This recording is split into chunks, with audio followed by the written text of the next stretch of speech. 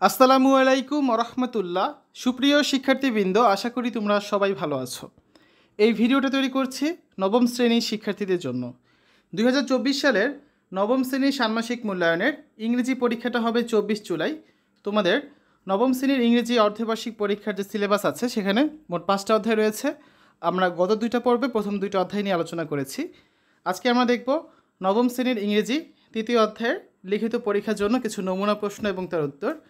Class 9 English chapter 3। তোমরা জানো এবছর সরকার থেকে এখন পর্যন্ত কোনো ধরনের প্রশ্ন বা অ্যাসাইনমেন্ট দেওয়া হয়নি তোমাদের ষান্মাসিক মূল্যায়নের জন্য। তাই কীভাবে তোমরা প্রিপারেশন নিবে তার জন্য হচ্ছে এই ভিডিওগুলো তৈরি করা। তো পুরো ভিডিওটা দেখো, আশা করি কিছুটা হলে উপকৃত হবে আর পরীক্ষার জন্য খুব ভালো একটা প্রিপারেশন নিতে পারবে। তোমরা যারা এখনও অন্যান্য বিষয়ের ভিডিওগুলো দেখোনি তারা আমাদের চ্যানেলের প্লেলিস্ট অপশন থেকে ঘুরে আসতে পারো। সেখানে তোমরা নবম শ্রেণীর বাংলা, ইংরেজি, গণিত, বিজ্ঞান, ডিজিটাল প্রযুক্তি, স্বাস্থ্য সুরক্ষা, জীবন ও জীবিকা, ইসলাম শিক্ষা, শিল্প ও সংস্কৃতি এবং ইতিহাস ও সামাজিক বিজ্ঞান প্রত্যেকটা বিষয়ের জন্যই আলাদা আলাদা করে প্লেলিস্ট পেয়ে যাচ্ছ। সেখান থেকে তোমাদের যে যে বিষয়ের ভিডিও দরকার খুব সহজেই তোমরা দেখে নিতে পারবে। আর সরকার থেকে নির্দেশনা দেওয়া হলে তোমাদের সেটা অবশ্যই জানিয়ে দিব। তো এই হচ্ছে তোমাদের বইয়ের সূচিপত্র। আমরা প্রথম অধ্যায়ে দেখেছিলাম অপিনিয়ন ম্যাটার্স, দ্বিতীয় অধ্যায় নেচার্স ট্যাপেস্ট্রি। আজকে আমরা দেখব দ্য সেন্স অফ বিউটি। আর এই বাকি 2টা অধ্যায় পরবর্তী ক্লাসগুলোতে আলোচনা করব। Class 9 English chapter 3 the sense of beauty. Simple question number 1. Answer the following questions. Do you like to travel? What tourist places do you like to visit? What are the reasons for choosing those places? How do you decide where to go? Are you inspired by other people's travel stories, photos or advertising, or what else? How have you made your choices from the above two tourist attractions? তো আমরা একটা করে সবগুলো answer দেখি। Do you like to travel? তুমি কি ভ্রমণ করতে পছন্দ করো? Definitely I like to travel. I mix exploring new places. হ্যাঁ, অবশ্যই বা নিশ্চয়ই আমি ভ্রমণ করতে পছন্দ করি। আমি নতুন নতুন জায়গায় বেড়ানো মিস করছি। What tourist places do you like to visit? কোন ধরনের পর্যটন স্থানগুলো তুমি ভ্রমণ করতে পছন্দ করো? I prefer places that offer a mix of natural beauty and cultural experiences. আমি সেই স্থানগুলো বেশি পছন্দ করি যেগুলো একই সাথে প্রাকৃতিক সৌন্দর্য এবং সাংস্কৃতিক বিষয়ে অভিজ্ঞতা দেয়। I enjoy destinations with scenic landscapes, historical sites and opportunities for adventure. আমি মনোরম ভূদৃশ্য, ঐতিহাসিক স্থান এবং রোমাঞ্চকর অভিজ্ঞতার সুযোগ সমৃদ্ধ স্থানগুলোকে উপভোগ করি। C number question, what are the reasons for choosing those places? যে ওই স্থানগুলো পছন্দ করার কারণ কি? It's all about broadening my horizons and creating lasting memories. এগুলো সবই হচ্ছে আমার দিগন্ত প্রসারিত করা এবং দীর্ঘস্থায়ী স্মৃতি তৈরি করা সম্বন্ধে। Number D, how do you decide where to go? Are you inspired by other people's travel stories, photos or advertising, or what else? অর্থাৎ তুমি কোথায় যাবে তা কীভাবে সিদ্ধান্ত নাও? তুমি কি অন্য লোকদের বা অন্য কারো ভ্রমণ কাহিনী, ছবি বা বিজ্ঞাপন অথবা অন্য কিছু দ্বারা কি অনুপ্রাণিত হও? Answer, I often get recommendations from friends and family who have been to certain places. আমি প্রায়ই আমার বন্ধুবান্ধব এবং পরিবারের কাছ থেকে সুপারিশ পাই যারা সেসব নির্দিষ্ট জায়গায় ভ্রমণ করেছে। I also look at travel stories and photos on social media and travel websites. এছাড়াও আমি সামাজিক যোগাযোগ মাধ্যম এবং ভ্রমণ ওয়েবসাইটে ভ্রমণের গল্প এবং ফটোগুলো দেখে থাকি। E number question, how have you made your choices from the above two tourist attractions? উপরের 2টি পর্যটন আকর্ষণ স্থান থেকে তুমি কীভাবে তোমার পছন্দ ঠিক করবে? ঠিক আছে, এর অ্যান্সারটা হতে পারে যে I would go for the Sajek Valley tour packages. আমি উপরের 2টা যে ট্যুর প্যাকেজ আছে তার মধ্যে সাজেক ভ্যালি ট্যুর প্যাকেজে যাব, সাজেক উপত্যকা। The idea of staying at an eco resort on the top of Sajek valley and exploring places like Alutila cave, Hajachora and rising waterfall sounds like unique and adventurous experience. সাজেক ভ্যালির উপরে একটি ইকো রিসোর্টে থাকা এবং আলুটিলা গুহা, হাজাচোরা এবং রিসেং জলপ্রপাতের মতো জায়গাগুলো ঘুরে দেখার ধারণাটি একটি অনন্য এবং দুঃসাহসিক অভিজ্ঞতার মতো শোনাচ্ছে। Plus the all-inclusive transportation and meals make it a convenient and attractive options for a student like me. এর সাথে পরিবহন এবং খাবার সবকিছু অন্তর্ভুক্ত করা আমার মতো একজন ছাত্রের জন্য সুবিধাজনক এবং আকর্ষণীয় বিকল্প করে তুলেছে। তারপর দেখুন আরেকটা স্যাম্পল কোয়েশ্চেন দেখি। Sample question 2, write a short text describing all the steps you have used in your choice making process. যে একটা শর্ট টেক্সট লিখবে, তুমি যে ধাপগুলো অনুসরণ করেছো তোমার পছন্দ নির্ধারণের জন্য সেগুলো দিয়ে একটা অনুচ্ছেদ লিখবে। দেখো, the steps I have followed to make my choice the Sajek Valley tour package. যে সাজেক ভ্যালি ভ্রমণ প্যাকেজ পছন্দ করার ক্ষেত্রে আমি যেসব বিষয় অনুসরণ করেছি। Initially, I examined the Sajek Valley tour package, evaluating its features such as a 3-night stay at an eco-resort, a 4x4 land cruiser journey, and expedition to Altila Cave, Hajachura, and Resang waterfall. প্রাথমিকভাবে আমি Sajek Valley tour প্যাকেজটি পরীক্ষা করেছিলাম এর বৈশিষ্ট্যগুলো মূল্যায়ন করে, যেমন একটি ইকো রিসোর্টে 3 রাত থাকা, একটি 4x4 ল্যান্ড ক্রুইজার গাড়িতে ভ্রমণ করা এবং আলটিলা গুহা, হাজাচোরা এবং রিসাং জলপ্রপাত অভিযান করা ইত্যাদি। মাই choice leaned towards Sajek due to its unique adventure elements and the promise of exploring scenic locations.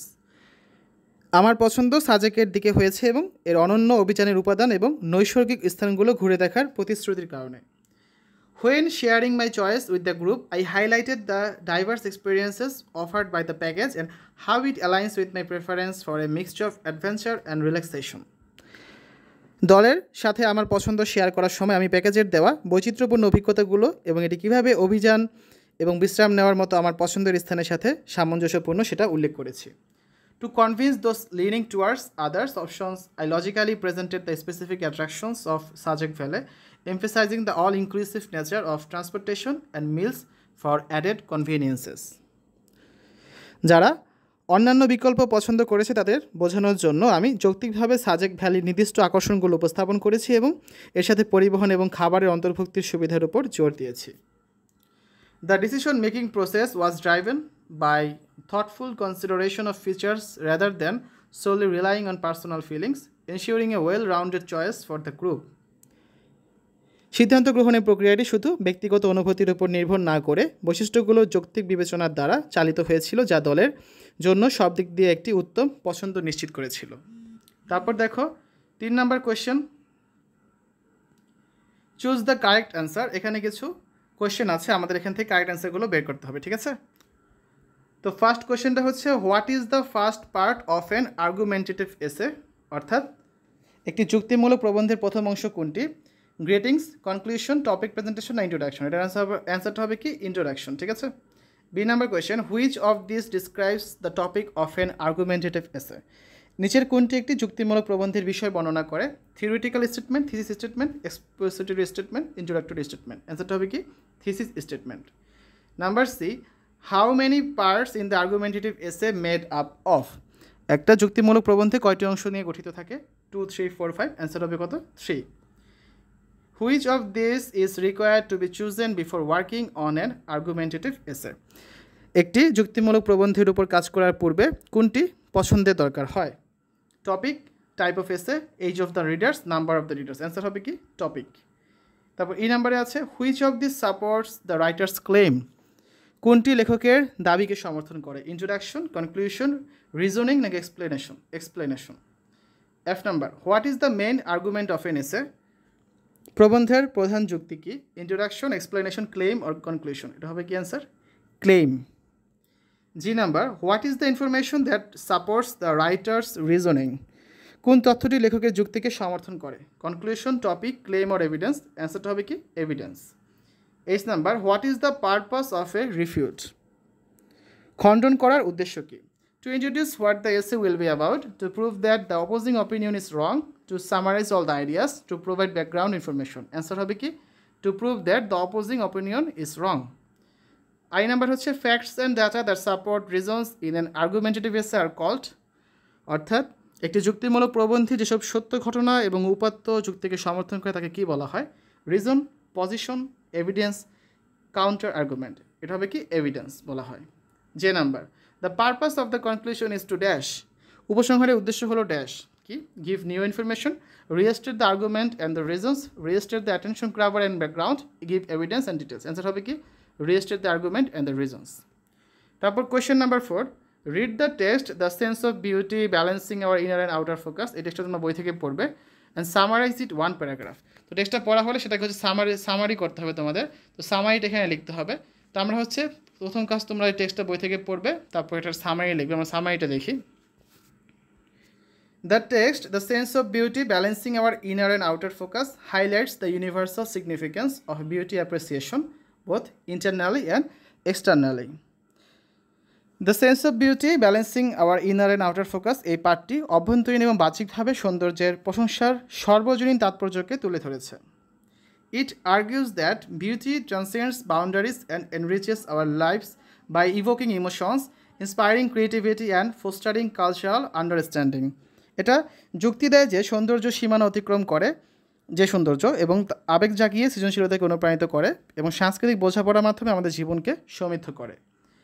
The essay advocates for balancing the recognition of inner virtues with the appreciation of external aesthetics to create a more harmonious and compassionate society. প্রবন্ধটি আরও বৈরিতা মুক্ত এবং সহানুভূতিশীল সমাজ গঠনের জন্য বাহ্যিক নন্দন তত্ত্বের উপলব্ধির সাথে অভ্যন্তরীণ গুণাবলীর স্বীকৃতির ভারসাম্যের পক্ষে যুক্তি তুলে ধরে।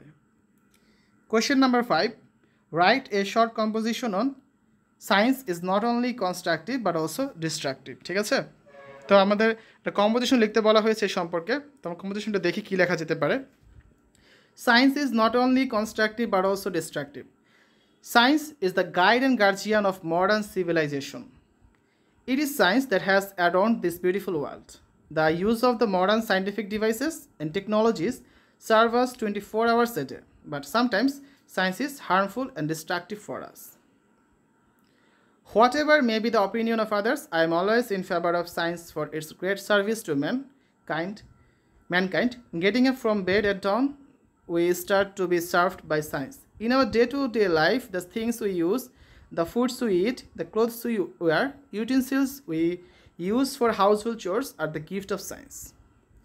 The contribution of science is greater than destruction caused by it.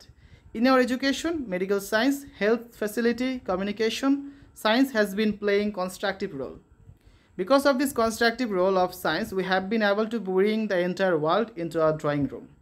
I think science has brought about a revolution in our information technology. I don't hesitate to tell that science has done something miraculous for human civilization. If we mention some of its contribution to us, we cannot say it a destructive power. Science has gifted us a blessed box computer by name. It is used in so many benevolent works. The electricity is at the root of hundreds and thousands of constructive works of science. The email, the internet, fax, telex, mobile phone, satellite channels have made the world a global village. Though science does a lot of good works for mankind, it is sometimes destructive too. Actually, it is inconsiderate and inaggressive activities of human beings that has made science destructive. The nuclear weapons, the fighter planes, the chemical weapons, the missiles, the mines, and a lot of destructive tools have been made by using the devices of science. The aim of this was honest at the beginning of the invention. But in order to prove one's superiority over others and to gain something by force, men have been using the science and scientific technologies in destructive activities. Otherwise, science can never be a destructive power. Science is the director and designer of modern civilization and this colorful world. Whatever may be the reason behind it, science is sometimes destructive. So, it is right to say that science is not only constructive but also destructive. Our last arekta type of question দেখি, question number 6. Match the words or phrases with their meanings. এখানে কিছু words বা phrase আছে। Number A, transcend. Number B, compassion. Number C, figurative. Number D, emerge. Number E, harmonious. আর কিছু meaning আছে। এক নম্বরে কি বলা আছে? Not literal, a metaphor for something. B নম্বরে বলা আছে become apparent or prominent. C নম্বরে বলা আছে the standard of something. D নম্বরে বলা আছে, 4 নম্বরে বলা আছে extremely important. 5 নম্বরে বলা আছে sympathetic pity and concern for the sufferings. 6 নম্বরে বলা আছে to go beyond the limits of. 7 নম্বরে বলা আছে the act of approving or accepting something. এখানে মোট 7টা দেওয়া আছে মিনিংয়ে, ওয়ার্ড ছিল 5টা, মানে 2টা মিনিং খালি থাকবে। তো হচ্ছে আমরা ওয়ার্ডগুলোকে মিনিংয়ের সাথে ম্যাচ করি। আমাদের অ্যান্সারটা দেখি আমরা। এই নাম্বারে ছিল ট্রান্সেন্ড, এর সাথে মিল যাবে 6 নাম্বারটা to go beyond the limits of. B নাম্বারে ছিল কম্প্যাশন, এর সাথে ম্যাচ যাবে 5 নাম্বারটা sympathetic pity and concern for the sufferings. C নাম্বারে ছিল ফিগারেটিভ, এর সাথে ম্যাচ যাবে 1 নাম্বারটা not literal, a metaphor for something. তারপর ডি নাম্বারে ছিল ইমার্জ, এর সাথে ম্যাচ যাবে 2 নাম্বারটা বিকাম অ্যাপারেন্ট অর প্রমিনেন্ট। আর ই নাম্বারটা ছিল হারমোনিয়াস, এর সাথে ম্যাচ যাবে হচ্ছে 7 নাম্বারটা, the act of approving or accepting something. তোমাদের এই যে চ্যাপ্টার 3 আমরা আলোচনা করলাম, এখানে হচ্ছে আর্গুমেন্টেটিভ এসে কীভাবে লিখতে হয় সে সম্পর্কে বিস্তারিত খুব দেওয়া আছে তোমাদের বইয়ের চ্যাপ্টার 3 প্রথম দিকে যে অ্যাক্টিভিটিগুলো সেখানে আছে। তো আমরা হচ্ছে শুধু চ্যাপ্টার 3 না, চ্যাপ্টার 1 থেকে চ্যাপ্টার 7 পর্যন্ত প্রতিটা চ্যাপ্টারের প্রত্যেকটা অ্যাক্টিভিটির উপর আলাদা আলাদা করে ভিডিও তৈরি করেছি। তোমরা যে কাজটি করবে, যার যে অ্যাক্টিভিটি ভিডিও দরকার আমাদের চ্যানেলের প্লে লিস্ট অপশনে চলে যাবে। সেই প্লে লিস্ট অপশনে গেলে তোমরা হচ্ছে নবম শ্রেণীর জন্য আলাদা প্লে লিস্ট পেয়ে যাবে। সেই নবম শ্রেণীর ইংরেজি প্লে লিস্টে গেলে তোমরা দেখবে যে অধ্যায় ভিত্তিক প্রতিটা অ্যাক্টিভিটির জন্য আলাদা আলাদা করে ভিডিও তৈরি করা আছে। যার যে অ্যাক্টিভিটি ভিডিও দরকার সেটা তুমি খুব সহজেই সেই প্লে লিস্ট থেকে দেখে নিতে পারবে, ঠিক আছে? তো শিক্ষার্থীরা, এই ছিল আমাদের আজকে আলোচনা। এতক্ষণ আমরা দেখলাম নবম শ্রেণীর ষান্মাসিক মূল্যায়ন বা অর্ধবার্ষিক পরীক্ষার ইংরেজি বইয়ের 3য় অধ্যায়ের লিখিত পরীক্ষার জন্য কিছু নমুনা প্রশ্ন এবং তার উত্তর, ক্লাস 9 ইংলিশ চ্যাপ্টার 3।